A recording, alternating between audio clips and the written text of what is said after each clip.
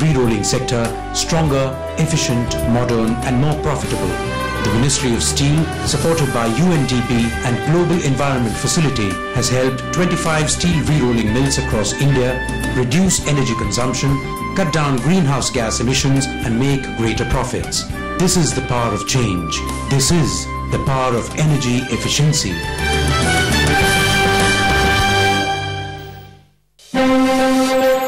ये है टीवी 18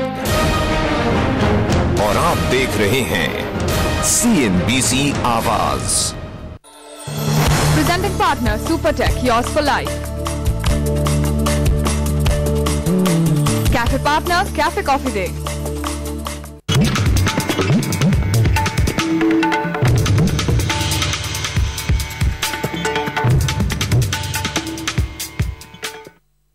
एक शहर जिसकी उम्र कुछ खास नहीं है, लेकिन आज ये पूरे प्रदेश के लिए एक मॉडल बन चुका है। हम बात कर रहे हैं एशिया के सबसे बड़े योजनाबद्ध औद्योगिक शहर नोएडा की। यमुना और हिंडन के बीच इसे गैर परंपरागत औद्योगिक इकाइयों के लिए करीब 35 साल पहले बसाया गया था। अपने मकसद में कितना कामयाब रहा है ये शहर, आइए जानते हैं। देश की राजधानी दिल्ली के दिल कनॉट प्लेस से केवल 14 किलोमीटर दक्षिण पूर्व में इस शहर को राष्ट्रीय राजधानी के विस्तार और उत्तर प्रदेश में उद्योगों के समुचित विकास के लिए बसाया गया। 20,000 हेक्टेयर में 17 अप्रैल 1976 को UP industrial area development act के तहत इस शहर की नींव रखी गई। 100 गाँव में फैला ये इलाका जल्दी ही आधुनिक उद्योग धंधों का गढ़ बन गया। नोएडा बनने के बाद इसके प्रशासन का काम नोएडा डेवलपमेंट अथॉरिटी को सौंपा गया, जिसने पूरे शहर को योजनाबद्ध तरीके से बसाया। शहर का विकास कुछ इस तरह से किया गया कि उद्योग धंधों के साथ वहां काम करने वाले कर्मचारियों के रहन सहन और सामाजिक विकास का भी इंतजाम हो सके। नोएडा अथॉरिटी के बनाए गए मास्टर प्लान के तहत सबसे ज्यादा 36% जमीन रिहायशी इलाके को दी गई। इसके बाद 24% जमीन उद्योगों के लिए आरक्षित की गई। सिटी ट्रांसपोर्टेशन को भी अहम हिस्सेदारी देते हुए शहर की 23% जमीन इस काम में ली गई। इसके बाद 11% जमीन इंस्टीट्यूशनल कैटेगरी के डेवलपमेंट को दी गई। शहर के लोगों की रोजमर्रा की जरूरतों को पूरा करने के लिए शहर की जमीन का 1% हिस्सा कमर्शियल इस्तेमाल और 5% हिस्सा सामुदायिक जरूरतों के लिए आरक्षित किया गया। हमें उसी तरह का इंफ्रास्ट्रक्चर क्रिएट करना है जो सस्टेनेबल हो और जो जिसमें कोई प्रॉब्लम हो, तो वो सबसे बड़ा चैलेंज है। चाहे बिजली की प्रॉब्लम हो, चाहे ड्रिंकिंग वाटर की हो, सीवेज फैसिलिटीज हो, सॉलिड वेस्ट डेवलपमेंट हो, यानी जो इस तरह की सोसाइटी के लिए जो लिविंग कंडीशंस इंप्रूव करने के लिए we have to give highest standard of living to the citizens of Noida. आज नोएडा के अलावा ग्रेटर नोएडा और यमुना एक्सप्रेस जैसी 2 और अथॉरिटी नोएडा के विकास को आगे बढ़ा रही हैं। आज नोएडा में 9,000 से ज्यादा इंडस्ट्रियल यूनिट काम कर रही हैं, जिनका सालाना टर्नओवर 7,000 करोड़ रुपए से भी ज्यादा है। आईटी आउटसोर्सिंग करने वाली मल्टीनेशनल कंपनियों का एक बड़ा हब बनने के साथ ऑटोमोबाइल एंसिलरी हब के तौर पर भी नोएडा तेजी से आगे बढ़ रहा है। आज हजारों की संख्या में एक्सपोर्ट कंपनियां भी यहाँ अपने पांव जमा चुकी हैं। कोई भी इंसान जब इंडस्ट्री लगाता है तो लैंड में पैसा ज्यादा लगाना नहीं चाहता, क्योंकि बजट एक लिमिटेड होता है। तो उसका सबसे बड़ा कारण ये होता है कि कहीं लैंड में पैसा कम लगे और मेरे बिजनेस में पैसा ज्यादा लगे। दिल्ली से हम कंपेयर करते हैं तो नोएडा मच बेटर है इस मामले में। शहर बढ़ा तो इंफ्रास्ट्रक्चर भी विकसित हुआ। दिल्ली और नोएडा को जोड़ने के लिए करीब 400 करोड़ रुपए की लागत से नोएडा टोल ब्रिज बनाया गया। नोएडा और ग्रेटर नोएडा की बेहतर कनेक्टिविटी के लिए करीब 200 करोड़ रुपए की लागत से 24 किलोमीटर लंबा एक्सप्रेसवे बना। 2009 में दिल्ली मेट्रो नोएडा पहुंच गई, जिसका 83% खर्च नोएडा ने उठाया। अब नोएडा से मथुरा और आगरा को जोड़ने के लिए यमुना नदी के पूर्वी किनारे पर करीब 1200 करोड़ रुपए की लागत से 165 किलोमीटर लंबा यमुना एक्सप्रेसवे भी बनाया जा रहा है, जो इस साल शुरू हो जाएगा। इस एक्सप्रेसवे के किनारे बड़े पैमाने पर इंडस्ट्रियल और कमर्शियल डेवलपमेंट की योजना भी है। इंफ्रास्ट्रक्चर बेसिक्स अभी हैं, but now implementation of other projects in public transportation and power and water supply, the other infrastructure if it comes in, Noida will become certainly one of the future cities of India. विकास के कई मुकाम पार कर चुका यह शहर आने वाले समय में और भी आधुनिक होने जा रहा है। आईटी और बीपीओ हब बन चुके नोएडा और ग्रेटर नोएडा को जल्दी ही पूरी तरह से वाईफाई से लैस करने की योजना है, ताकि कंपनियों समेत एजुकेशन इंस्टीट्यूशंस को बेहतरीन साइबर कनेक्टिविटी मिल सके। साफ सफाई और रहन सहन के मामले में नोएडा देश के अग्रणी शहरों में गिना जाता है। विकास से समझौता नहीं, शायद यही नोएडा की तेज तरक्की का मूल मंत्र है। अतुल मिश्रा, नोएडा। तरक्की का मूल मंत्र है। अतुल मिश्रा, नोएडा। तरक्की का मूल मंत्र जानते तो सभी हैं, लेकिन इस तरक्की मूल मंत्र को जो अमल में लेकर आते हैं वही अपनी किस्मत की भाषा खुद लिखते हैं, और नोएडा ने यही करके दिखाया है। और इसीलिए नोएडा आपके लिए और हमारे लिए बन गया है भविष्य का शहर। किस बात की दमखम है नोएडा में और ये आगे किस तरह से बढ़ सकता है, यही जानने और समझने की कोशिश करेंगे हम अपनी इस खास मुहिम में। सीएनबीसी आवाज लेकर आया है फ्यूचर सिटीज ऑफ इंडिया। नमस्कार, मैं हूं प्रियंका संभव। नमस्कार, मैं हूं लक्ष्मण रॉय। अभी से लेकर अगले 3 घंटे तक हम आपको रूबरू कराएंगे नोएडा के हर उस पहलू से जिसने इसे फ्यूचर सिटी ऑफ इंडिया की उपाधि के लिए दावेदार बनाया है। और इस चर्चा में हम आपको रूबरू कराएंगे इंडस्ट्री, इंफ्रास्ट्रक्चर, पॉलिसी मेकिंग से जुड़े हर दिग्गज से, जो कि नोएडा के विकास में अहम भूमिका निभाएं और अपनी अपनी राय देंगे। और इस पूरे 3 घंटे तक जुड़े रहिए हमारे साथ। बिल्कुल लक्ष्मण, हमारी कोशिश है उन लोगों से बात करने की जिन्होंने नोएडा को वो रूप दिया है जिससे हम अब जानते हैं, पहचानते हैं और उससे जुड़ना चाहते हैं। दिल्ली में कोई कहीं भी रहता हो, लेकिन नोएडा की पहचान और नोएडा की वो जो बातें हैं वो सबको पता है। और इसे समझाने के लिए, बताने के लिए उन लोगों से अच्छा कौन हो सकता है जिन्होंने नोएडा को बनाया है। और ऐसे ही कुछ खास लोग हमारे साथ जुड़ने वाले हैं 3 घंटे की पूरी चर्चा में। लेकिन हमारे पहले पैनल में जो खास मेहमान है उनसे रूबरू करवाते हैं। सबसे पहले यहाँ के सबसे बड़े निजी यूनिवर्सिटी, एमिटी यूनिवर्सिटी के फाउंडर प्रेसिडेंट डॉक्टर अशोक के चौहान हमारे साथ हैं। इस इलाके के एमपी सुरेंद्र सिंह नागर जी ने समय निकाला है ये बताने के लिए कि नोएडा किस तेजी से बढ़ रहा है। और हमारे साथ हैं एससी त्रिपाठी, जो नोएडा अथॉरिटी के दूसरे चेयरमैन थे जब नोएडा विकास की राह पर अग्रसर हुआ ही था। उसके बाद हमारे साथ हैं वाईवी वर्मा, जो एलजी इलेक्ट्रॉनिक्स के सीईओ हैं, और गीतांबर आनंद, जो एटीएस ग्रीन के सीएमडी हैं। और इन तीनों से चर्चा करें कि आखिर विकास की इस राह पे नोएडा जो अग्रसर हो चला है कितनी अहम भूमिका निभा सकता है और कितनी संभावना है इसको लेकर के। इन खास मेहमानों से तो बात करेंगे ही, लेकिन एक और खास शख्सियत से बात करना हमारे इस सीरीज में बहुत जरूरी है, क्योंकि वो इंसान है जिसने इस पूरे आइडिया को सोचा, इस पूरे आइडिया को न्यूज रूम से निकाल करके बाहर तक, उन शहरों तक ले गए जो शहर तेजी से उभर रहे हैं। और वो शख्स है हमारे संपादक सीएनबीसी आवाज के संजय पुगलिया। संजय जी, आपका स्वागत ही करूंगी मैं अपने इस शो में, क्योंकि आपने इस पूरे फ्यूचर सिटी के कॉन्सेप्ट को जो है वाकई में हकीकत में बदला है, उन शहरों को पहचाना है। और नोएडा की वो कौन सी बात है जो आपको लगी कि इसे हमें अपनी सीरीज में शामिल करना चाहिए?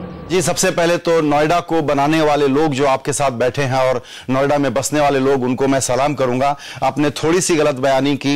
ये पूरा कॉन्सेप्ट आप लोगों ने, हमारी टीम ने सोचा समझा है और उसको हम एग्जीक्यूट कर रहे हैं।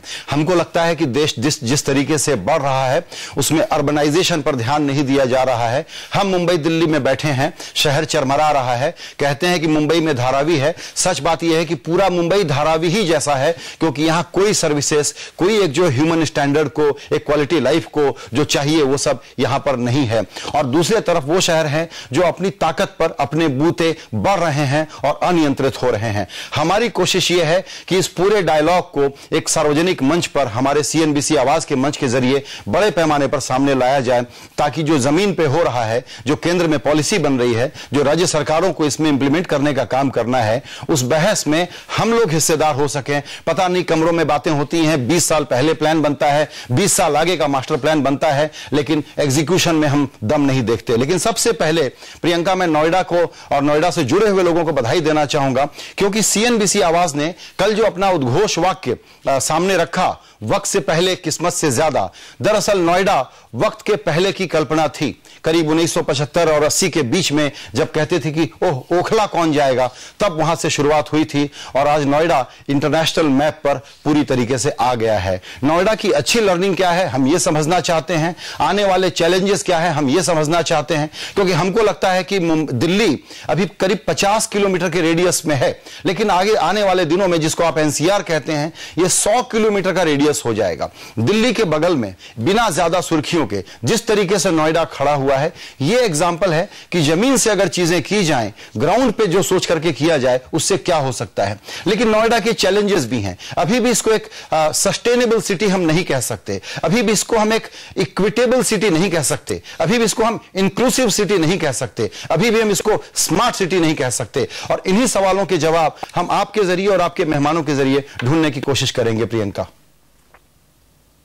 ये भी जानने की कोशिश करेंगे कि आखिर हम नोएडा को कैसे स्मार्ट सिटी बना सकते हैं। और शुरुआत करते हैं वो सारे मेहमानों से जो हमारे बीच में बैठे हुए हैं। सबसे पहले सुरेंद्र जी, आपसे ही जानना चाहूंगी, आप नोएडा को जो है रिप्रेजेंट करते हैं, तो नोएडा में आपको क्या लगता है, कैसी वो बातें हैं जो आपको लगता है इसे भविष्य के शहर का दर्जा देना चाहिए? हमारी ये जो मुहिम है वो आपको कितनी लग रही है कि पटरी पर है?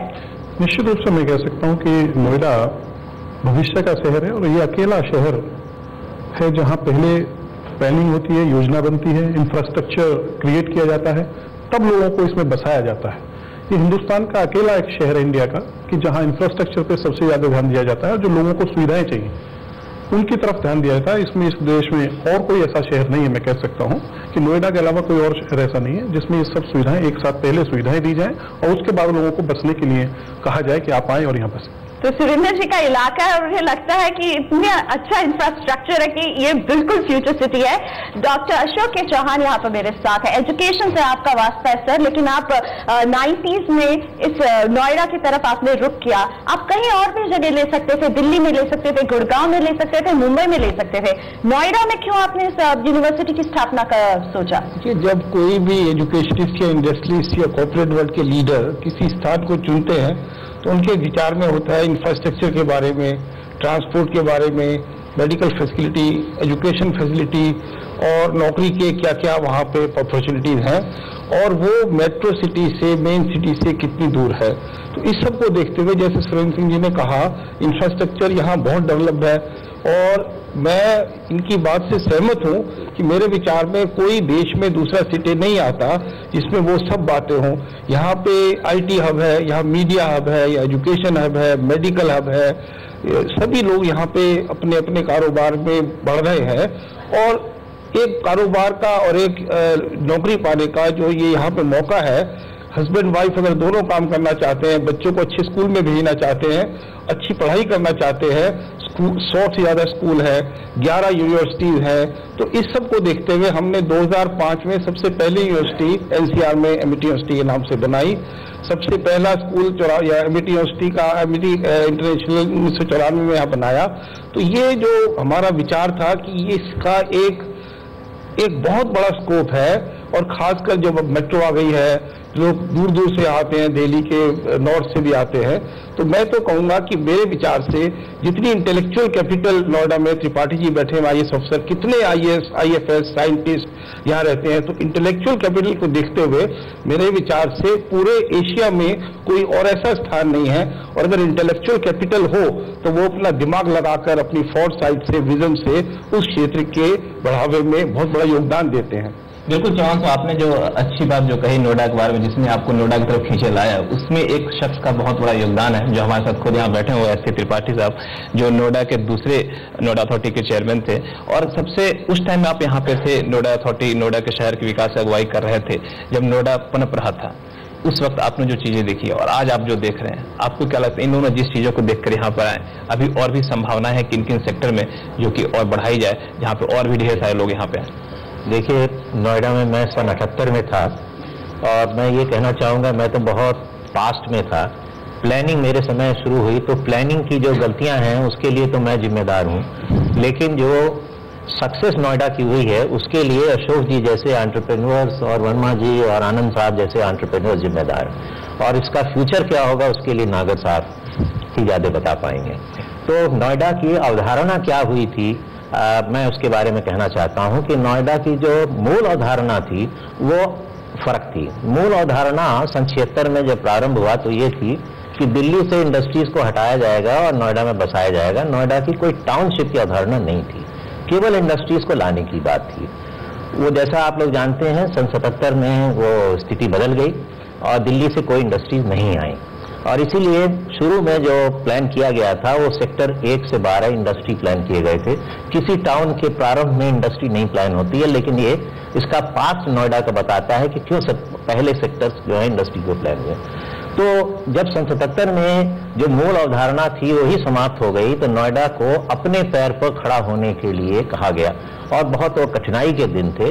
तो इसलिए नोएडा का सारा जो कॉन्सेप्ट था वो बदला गया और इसको एक इंटीग्रेटेड सेल्फ सस्टेनिंग टाउन का रूप दिया गया। और उसमें आपकी काफी अहम भूमिका रही। हम लोगों ने फिजिकल मास्टर प्लान और कैपिटल बजट दोनों बनाया और मैंने उस जमाने में, मेरे सभी सहयोगी साथ थे, हम लोगों ने भारत में बहुत कम शहर हैं जो कि स्क्रैच से बने हैं। या तो किसी राजा ने बनाया या कहीं राजधानी बनी, जैसे नई दिल्ली बनी, चंडीगढ़ बनी, गांधीनगर बना, या कहीं कोई बड़ा प्रोजेक्ट लगा उससे टाउन बन गया, जैसे जमशेदपुर बना। तो मैंने सब स्टडी किया, ये भी स्टडी किया कि गाजियाबाद और फरीदाबाद जो हमारे पास के नगर थे वो क्यों नहीं बनते, और उसका मूल कारण ये मुझे उस समय समझ में आया था। इसीलिए हम लोग इंफ्रास्ट्रक्चर पर यहाँ ज्यादा ध्यान दिए हैं कि दोनों फिजिकल और सोशल इंफ्रास्ट्रक्चर आवश्यक है। यानी इंफ्रास्ट्रक्चर पर ज्यादा ध्यान दिया और इंफ्रास्ट्रक्चर जब मजबूत बना तो जाहिर तौर पर इंडस्ट्रीज आई। और मेरे साथ है एलजी के सीओओ वाईवी वर्मा। हालांकि आपकी जो बहुत बड़ी फैक्ट्री है वो नोएडा के थोड़ा सा करीब है, मूल नोएडा में नहीं पर नोएडा का ही वो बढ़ता हुआ स्वरूप है, ग्रेटर नोएडा, उसमें है। तो 97 में आप लोग आए, किस सोच के साथ आए, क्यों पसंद आया आपको नोएडा? एक्चुअली जब 1997 में हम लोग को जगह डिसाइड करनी थी कि फैक्ट्री कहाँ लगानी है, तो काफी ऑल्टरनेटिव्स थे पूरे भारत में। उसमें Gurgaon was a strong alternative, Pune was a strong alternative, Chennai was a strong alternative. लेकिन हम लोग का ये विजन था उस समय कि जहां पे ग्रोइंग एरिया हो और जहां हम लोग को लोकल एडमिनिस्ट्रेशन से पूरा सपोर्ट मिले एंड पॉलिटिकल इंटरफेरेंस ना हो, किसी भी कंपनी के लिए ये तीनों बहुत बहुत इंपॉर्टेंट चीज है। यानी आपको देखा कि ये एरिया ग्रो कर रहा है, बढ़ रहा है, तरक्की की राह पर है। किसानपुर आनंद, CMD ATS ग्रीन्स, बहुत बड़े बड़े प्रोजेक्ट्स आप नोएडा और नोएडा के आसपास के इलाकों में लेकर आए हैं। और अगर नोएडा के बारे में, अगर कोई नोएडा में काम नहीं करता है, दिल्ली वाला ये जरूर चाहता है कि नोएडा में घर जरूर हो, क्योंकि नोएडा ही वो लोकेशन है जो पॉकेट फ्रेंडली घर भी आपको देता है और बहुत एस्पिरेशनल घर भी देता है। नोएडा का विकास रियल एस्टेट डेस्टिनेशन के तौर पर किस तरह से आप देख रहे हैं? देखिए, मेरा अकेले का बयान इसमें जरूरी भी नहीं है, क्योंकि इतने बिल्डर्स, इतने डेवलपर्स अब नोएडा आ रहे हैं, किसी वजह से आ रहे हैं। मेरे अनुसार सबसे पहले तो मैं संजय जी को बोलूंगा एक बार मेरे को फोन करें, मैं उनको एक गाइडेड टूर देना चाहूंगा नोएडा का। It is an inclusive city, it is a smart city now, those days are gone, Noida has changed, that is why इतने लोग बाहर से आके नोएडा में रहने के लिए बहुत उत्सुक हैं। दूसरा, नोएडा की जो कहानी है वो जो खरगोश और कछुए की कहानी है, नोएडा कछुआ है, धीरे धीरे धीरे लेकिन फर्स्ट नोएडा ही आएगा, ये भी मैं आपको बता दूं। हमने एक विजन थी, जैसे इनकी विजन थी वर्मा जी की, हमारी भी विजन थी कि एक दिन ये शहर, इसकी मास्टर प्लानिंग इतनी स्ट्रांग है, इतनी बढ़िया मास्टर प्लानिंग है जो एग्जीक्यूट हो रही है। एकमात्र यही शहर है पूरे आई थिंक देश में जहां एक मास्टर प्लान बना के एग्जीक्यूट किया जाता है। इसलिए हमने सोचा कि ये तो कोई देयर नो वे, जब ये कहानी गलत हो ही नहीं सकती, आज नहीं तो कल लोग इसको, सोशल इंफ्रास्ट्रक्चर को और मास्टर प्लान को पहचानेंगे और जरूर आके यहाँ रहेंगे, क्योंकि यहाँ पे रहना अपने आप में एक आनंदमय अनुभव होगा। वैसे आपकी एक लाइन से पूरी कहानी साफ हो जाती है, खरगोश और कछुए की दौड़ है। कछुआ बना रहा है नोएडा, लेकिन अब शायद खरगोश से भी ज्यादा तेज रफ्तार हो गई है नोएडा की। हमारे ये खास मेहमानों से ये चर्चा हम जारी रखने वाले हैं, लेकिन आपके लिए भी मौका है हमारे इस खास मुहिम से जुड़ने का। हम आपके लिए लेकर आए हैं एक खास कॉन्टेस्ट और इस घंटे में हम आपके लिए लेकर आएंगे एक खास सवाल। इस सवाल का जवाब दीजिए और आप भी जुड़ सकते हैं हमारी इस मुहिम से। और इस घंटे का सवाल है कि नोएडा को चलाने वाली एडमिनिस्ट्रेशन जो है उस अथॉरिटी का नाम क्या है? आपके पास 3 ऑप्शन है, Noida development authority, Noida administration authority या फिर ग्रेटर नोएडा एडमिनिस्ट्रेशन अथॉरिटी। और आपको बहुत ही आसान तरीके से हमें FCC लिखकर स्पेस देकर C लिखकर 51818 पर SMS भेजना है और SMS भेजिए, इनाम पाइए और हमारी इस पूरे शो को भी लगातार देखते रहिए, क्योंकि इसी शो में छुपा हुआ है इस सवाल का जवाब भी। इसी के साथ वक्त हो गया एक छोटे से ब्रेक का, लेकिन हमारे खास मेहमान हमारे साथ बने हुए हैं। फ्यूचर सिटीज ऑफ इंडिया है नोएडा में और जानिए नोएडा कैसे बढ़ रहा है आगे इस ब्रेक के बाद।